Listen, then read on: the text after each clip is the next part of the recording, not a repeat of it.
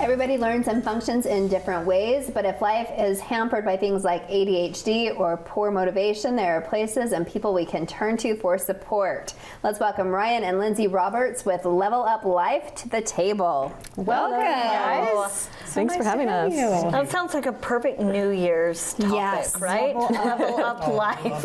Here we go. We'll even get the gamers, right? Because they hear level up and they're like, oh, sure. Yeah, that's a good idea. We're gamers too, so. That's perfect. So tell us a little bit about what you do.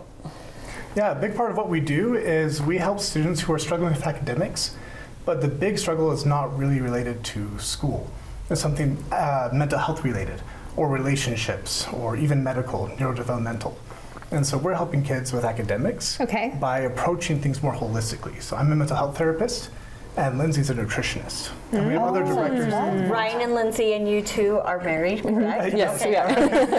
And so we're just attacking from multiple fronts and trying to help kids from non-academic points of view, so that academics is just a natural byproduct of that success. Well, they all interact, right? Yes. And I study mental health as well. Okay. And the model like a biopsychosocial, and it all interacts, right? If you're not getting good sleep or good nutrition, you're not going to feel great, which means you're not going to do great. Or if you're depressed, right? All these things. So this is awesome. Oh, that man. you're doing that.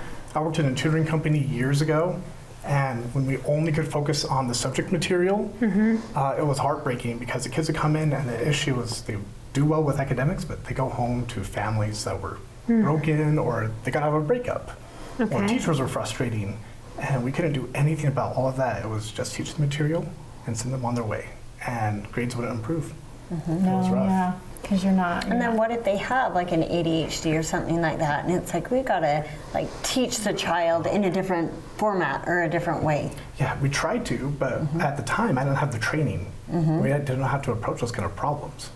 So as I got older and I got my training, Lindsay and I teamed up to try and tackle these kind of things. Especially ADHD, which is a neurogenetic disease. Lindsay's been immensely helpful in tackling these kind of problems that I didn't even fully understand and how it works in the brain.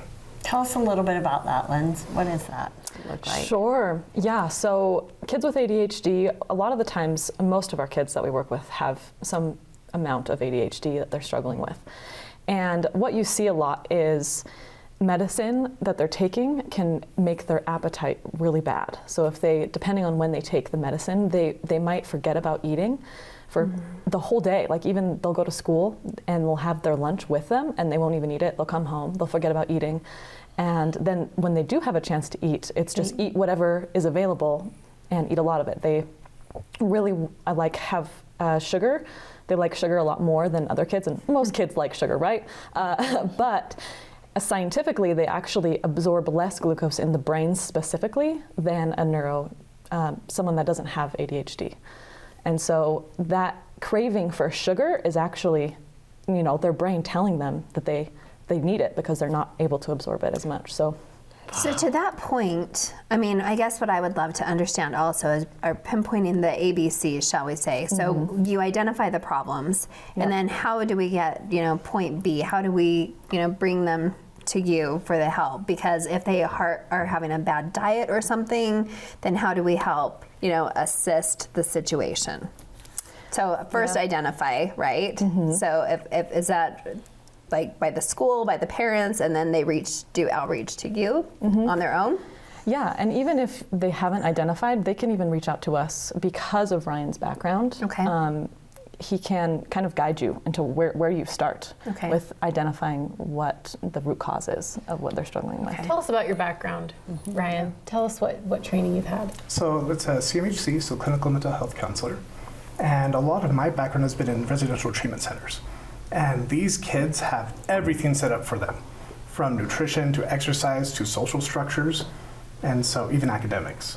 And so when we are working with kids, I actually started working with kids transitioning out of treatment programs.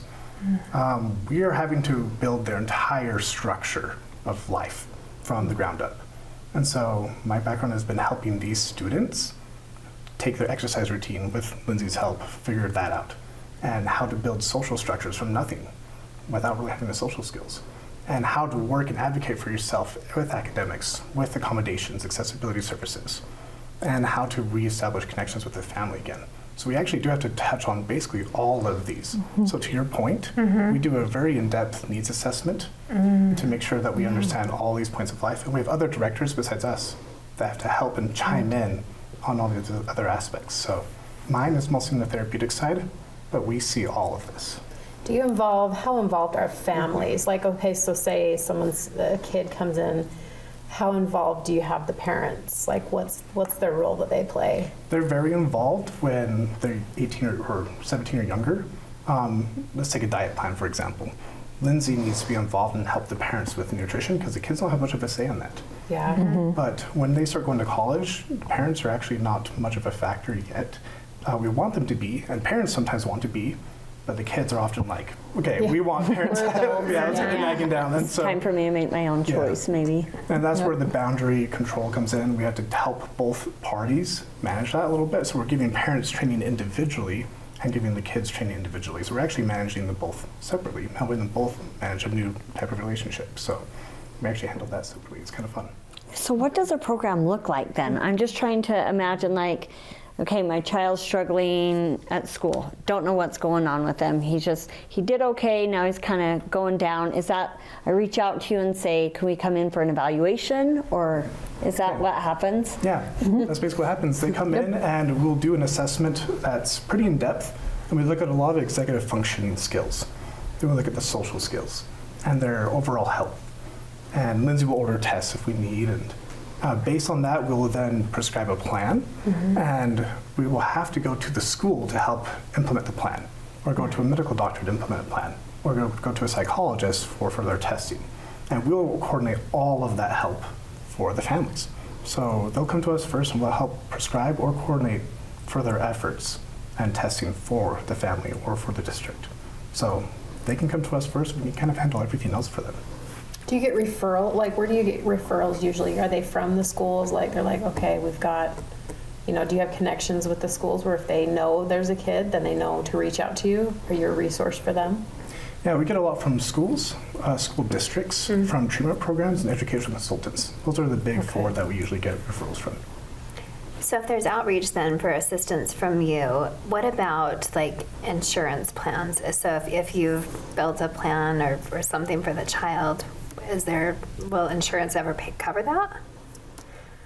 Currently, no, not with our program. We will hope to have a clinical program in the future. Okay. Hopefully in the near future, and we'll work towards getting insurance for that section. But I'm not sure about the coaching side. We do have coaches that once we do create this plan, then we pass the kid off to a coach or a mentor to really be able to help implement this plan, and that is not covered by insurance. Okay. Yeah. I mean, I'm just imagining things also, but the world, that our children live in, I feel like everybody should have an assessment. I love Right. this. Yes. That's exactly what I'm thinking of. Like, where do I stand? Even if I'm not clear down here, but I'm somewhere struggling, and just maybe a little bit of tweaks and changes could help that child succeed for life, right? Oh man, and the big thing is, even if you know what could be helpful, like even how to reduce procrastination. Here's a study plan. The implementation and the resistance involved is so hard for people to troubleshoot that having a mentor there to say, all right, what actually got in the way?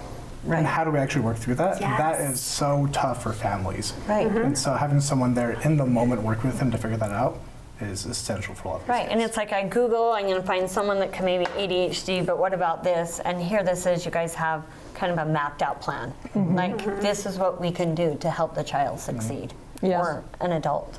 I And don't the know. reality too is there could be kids who are struggling, which impacts the parents because maybe the parents are like, why are you acting out? Or they're struggling in school, and that's frustrating the parents. And you have, then it becomes a relational challenge too. But the reality is that the kid is just, the parent doesn't know, oh, they have ADHD, they struggle learning, and they just didn't know that. And it's not his fault or the parent's fault. It's just, they just need resources and education and help, right? You know what we secretly sell to the family? It really is that relationship. Because parents are often torn between, do I want my kid to hate me, to be mad at me, or do I help them succeed? And like, I have to choose between them. That's what it feels like. So true, right? We can help you get both, but here's how you do it. Yeah. But Not parents that you are have to be the bad guy, but you have to be the choice helper. Yeah. Yes, I Right? love that. Yep. And maybe that's why I keep choosing the word assist. Assisted. Well, because you say if I could only imagine, or the child could imagine the outcome that I see for you, or having your success in the future, or if a better choice of, and I'm just hypothetically saying, like maybe a boiled egg over like a big ball of sugar, you know, how you're Yeah. eating, how you're sleeping, how you're doing all of these things is because we love you, not because we're against you. Kid doesn't feel that way though. No. Right. We help Following the translate that approach. to the kid. Yeah. So how can people reach out to you? What's the best way or different ways that they can do that? I would say the easiest is to go to our website, which is level-up life.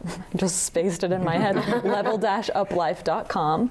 You can follow our social media there. We're on LinkedIn, Instagram, and Facebook. And that would be the best way to reach out, is joining our social media communities. And we do a lot of free workshops here in Utah at local libraries as well, where he will go in and just talk to parents for free as well. So that would be a good place to look that up. That This is is awesome. great. Yes, love it. Love Really it. great Thank you so much. information. It is really helpful that you are, because this tag is team. needed, where you cannot just pinpoint one thing. You have your diet and Yeah. probably even sleep. You probably include that in Oh, there. yeah. Because that's a big deal, and mental health, and that all will impact schooling, and schooling vice versa, right? Things are hard at school. It's usually not school that's the problem. Yeah. Yep. I've often heard that, yeah. It's usually somewhere down the rabbit hole, right? Yep, And we're then not that's selling just the- improved grades, because in the end, it's okay if you fail a class. It's just hard to picture and feel that in the moment. And so that's what we try to help people understand, is it's okay. Yeah. Right. Let's get you better for the future. Yeah, Yeah. long-term independence and confidence is what we hope that they walk Love it. out with. Thank You you two for are all the amazing. information. Thank you. Thank you. Yes. I feel like we're going to need you back again. We'd love to. Okay, thank you.